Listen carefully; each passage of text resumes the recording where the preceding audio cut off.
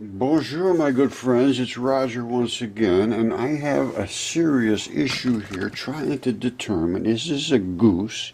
Is this a duck? Here's the feather pattern. You see that on the top of his head, that big flap of a feather? I can't find that on any other. Well, I'm not an avian sort of person. So that's what I'm asking for my avian friends to tell me what the hell this is. Now, it doesn't appear to be a turkey, absolutely not. But it seems to be a goose or a duck, but the duck is a little different, and the goose does not seem to have that flap on the top of its head. So, I don't know. Please help me. All right, thank you. Talk to somebody that knows birds.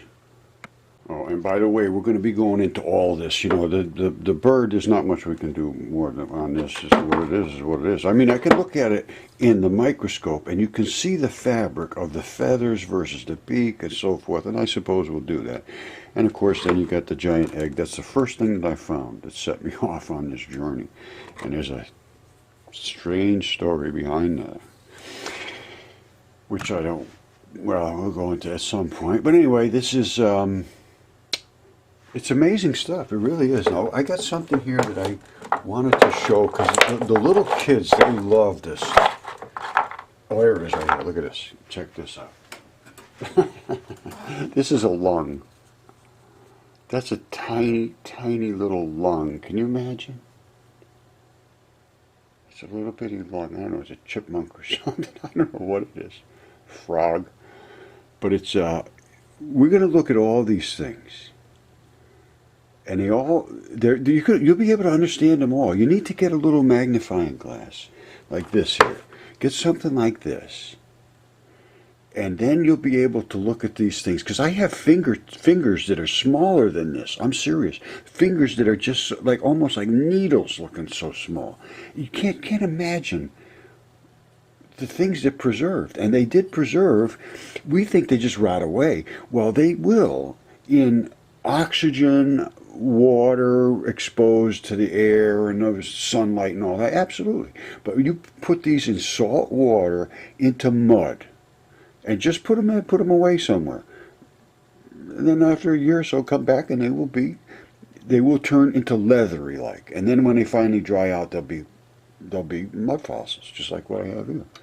And you know, I did it. I've done it. What I did was I put a little electricity through the water because that's what the Earth is nothing more than a generator, and as it spins through the electrons in space, it creates a generator effect, which sends electricity through our poles and sucks electrons to Earth. So there is what they call telluric currents. They flow into our Earth, and that really is gravity.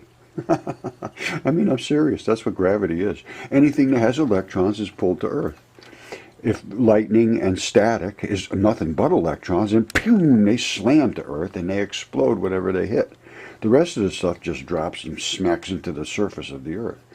Anyway, that's a whole nother story. And I'm going to go into all my different scientific areas because I cover everything and I feel confident in everything and I have studied everything. So if somebody wants to interact, I'm ready. And I'm going to show you my research work because nobody can understand, anybody that has, like me, that works in a bunch of different realms. That's what I do. I cannot help myself. If I don't understand something, I will understand it before I walk away from it. I cannot help myself. I'm compulsive, just the way I am.